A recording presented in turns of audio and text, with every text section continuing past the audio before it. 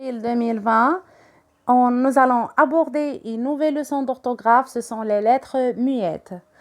Pour commencer, nous allons lire les légendes de ces images. On a des noix, un chat, Kanté, un hôpital, un héros. Comme vous voyez, des noix est écrite avec une lettre à la fin X. Je ne la prononce pas. Même cas pour chat, Kanté, un héros, un hôpital.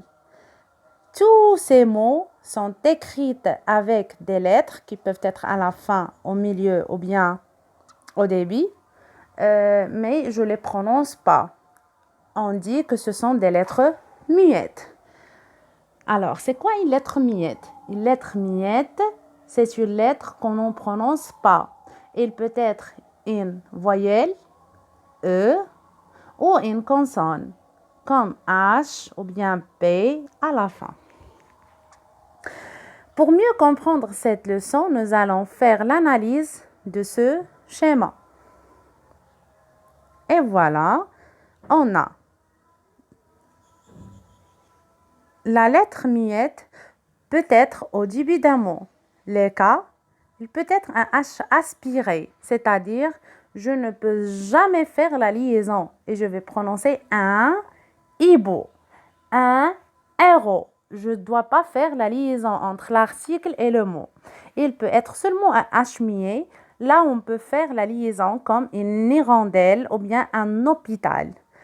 À l'intérieur d'un mot, je peux trouver encore des lettres muettes, comme la voyelle E, un P-mot, ou bien comme la lettre P ou bien la consonne P, une dentaise. À la fin d'un mot, on trouve toujours des lettres muettes, qu'il soit au pluriel, il peut être S ou bien X, ou bien il peut être seulement E que je ne la prononce pas. Pour trouver ces lettres, pour trouver ces lettres muettes, on peut chercher un nom de la même famille pour trouver la lettre muette, comme drap. Un mot de la même famille, c'est drapeau. Alors, à la fin de drap, on doit écrire P. On peut mettre le nom ou l'adjectif au féminin pour trouver la lettre muette. C'est-à-dire, j'ai par exemple l'adjectif sourd. Si je le mets au féminin, je vais trouver sourde. Alors, au masculin, je dois écrire la lettre D. Pour le nom marchand, le féminin c'est une marchande. Je dois écrire la lettre T au masculin. Boulanger. Boulanger.